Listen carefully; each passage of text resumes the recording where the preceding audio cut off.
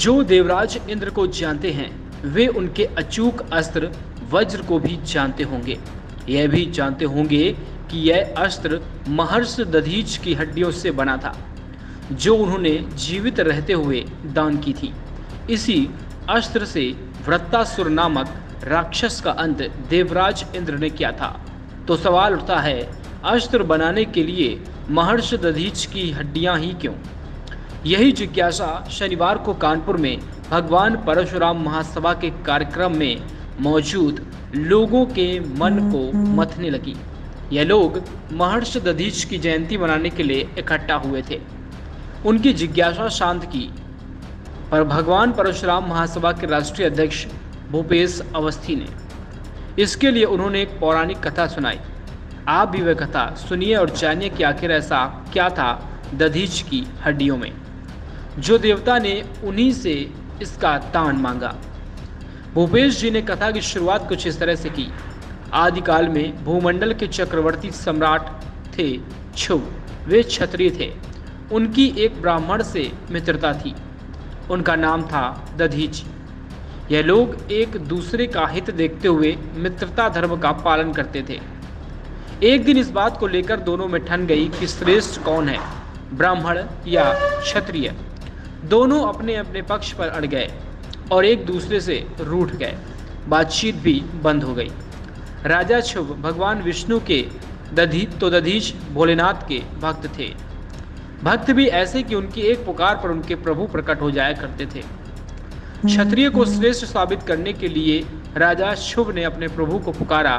श्रीहरि प्रकट हुए। राजा की इच्छा जानकर उन्हें समझाया, हट छोड़ दो, तुम जो चाहते हो वह संभव नहीं है। राजा जिद पर अड़े थे तो प्रभु वेश बदलकर दधीच को मनाने के लिए उनके पास पहुंचे, पर दधीच ने अपने तपोबल से उनको तुरंत पहचान लिया। प्रणाम कर विनती की, प्रभु आप जो चाहते हैं वह मैं अपने मुख से कभी ना बोलूँगा कि क्षत्रिय श्रेष्ठ हैं। प्रभु लौटे और राजा को अनुचित हट छोड़ने की सीख देकर अंतर्धान हो गए। कुछ दिन यूं भी बीते।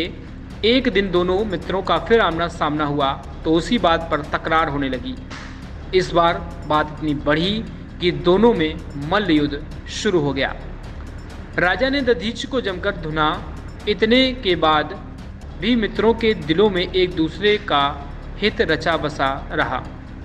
दधीच का अहित करने के लिए ना तो राजा ने अपने सैन्य बल का इस्तेमाल किया, ना ही दधीच ने अपने तपोबल का सहारा लिया, जिसके जरिए वे एक क्षण में राजा को सबक सिखा सकते थे। मार खाकर दधीच चुपचाप लौट आए और भोलेनाथ को पुकारा। उनके प्रकट होने पर विनती की, हे प्रभु कुछ ऐसा कीजिए कि मैं अपने मित्र को अहित भी ना कर सकूं और उससे मेरी रक्षा भी होती रहे। भोलेनाथ मुस्कुराए।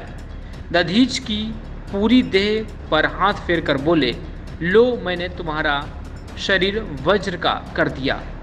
अब तुम्हें पीटने पर चोट छू को ही लगेगी, तुम्हें नहीं। वरदान पाकर दधीच राजा के पास पहुँचे और फिर ब्राह्मण को श्रेष्ठ कहा। यह सुनते ही राजा उन्हें पीटने लगे, लेकिन चोट दधीच को नहीं राजा को ही लग रही थी। दधीच ने वरदान वाली बात बताई और कहा, मित्र हट छोड़ो और मान लो ब्राह्मण श्रेष्ठ है। असलियत जानकर राजा बहुत निराश हुए, अपनी हार को पचा ना पाए। क्षत्रिय स्वभाव था, सो जान देने का निश्चय करके पहाड़ की ओर चल दिए। उनकी मनोदशा भांपकर दधीच को बहुत दुख हुआ। दौड़कर शुभ को पकड़ा और कहा, क्षत्रिय श्रेष्ठ है। अब झुकने की बारी राजा की थी। वह भी मित्र धर्म को अच्छी तरह जानते थे। तुरंत बोले, नहीं नहीं मित्र, मैं ही मिथ्या अभियान में ग्रसित था। ब्राह्मण श्रेष्ठ था, है और रहेगा। गिले शिकवे दूर हुए।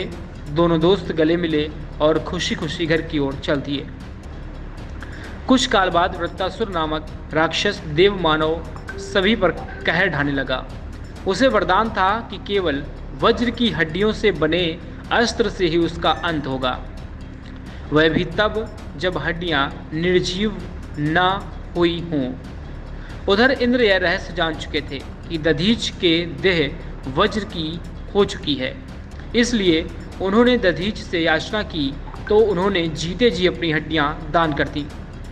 एक जगह पद्मासन में बैठे योग विद्या से अपने प्राण मस्तिष्क में चढ़ाए शरीर पर नमक डलवाया, जिससे जंगली गायों ने इस कदर चाटा कि हड्डियों का ढांचा मात्र रह गया।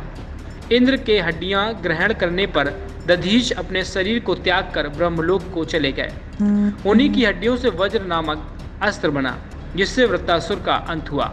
जिज्ञासा शांत होने पर सबने महर्षि दधीच के चित्र पर पुष्पांजलि दी, साथ ही साधुवाद देकर भूपेश जी के ज्ञान को भी नमन किया।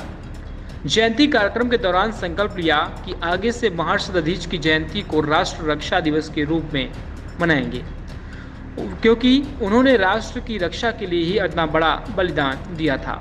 महासभा के राष्ट्रीय अध्यक्ष भूपेश अवस्थी ने बताया कि माता चित्ती एवं पिता अथर्वा की संतान महर्षि दधीच का जन्म भाद्रपद शुक्ल पक्ष को अष्टमी को हुआ था। उन्होंने सरकार से महर्षि दधीच की प्रतिमा स्थापित कराने की मांग भी की। इस अवसर पर श्याम नारायण शुक्ला, मिथिलेश पांडे, निखिलेश दुबे, विकास तिवारी, ऋषि अवस्थी, सत्येंद्र द्विवेदी, राजेंद्र मिश्रा, अजय शुक्ला, रोहित अवस्थी, राजेंद्र अवस्थी, भावना तिवारी, अमित मिश्रा, बउआ द्विवेदी, विजय शुक्ला आदि उपस्थित रहे।